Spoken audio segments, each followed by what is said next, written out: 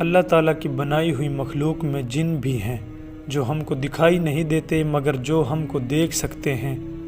یہ بہت طاقتور ہوتے ہیں اور جہاں چاہے تھوڑی سی دیر میں جا سکتے ہیں۔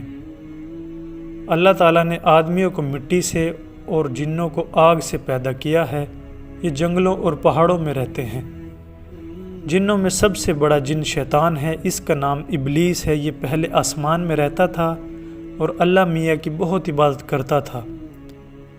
اللہ میاں نے جب حضرت آدم علیہ السلام یعنی انسانوں کے سب سے بڑے باپ کو بنایا تو فرشتوں اور ابلیس کو کہا کہ ان کو سجدہ کرو۔ سب فرشتوں نے اللہ کا حکم مانا اور انسان کو سجدہ کیا، لیکن شیطان نے سجدہ نہ کیا۔ اللہ میاں نے فرمایا کہ جب میں نے تجھ کو حکم دیا تو کس وجہ سے تو نے سجدہ نہ کیا؟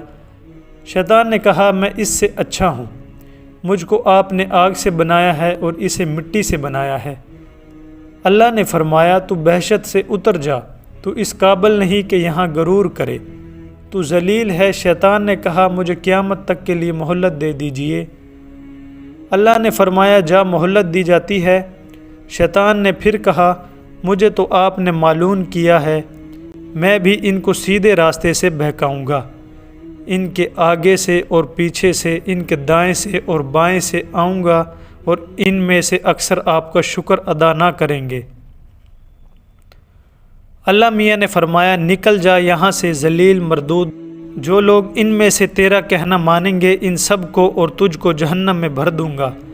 اس وقت سے شیطان ہم سب کا دشمن ہے اور چاہتا ہے کہ ہم اللہ کی عبادت نہ کریں، دنیا میں رہ کر اچھے کام نہ کریں، نمازیں نہ پڑھیں، ماں باپ کا کہنا نہ مانیں، جھوٹ بولے، چوری کریں، کمزوروں کو ستائیں اور پریشان کریں، کسی کی مدد نہ کریں، تاکہ اللہ میاں سے جو بات اس نے کہی ہے اس کو پورا کر دکھائے۔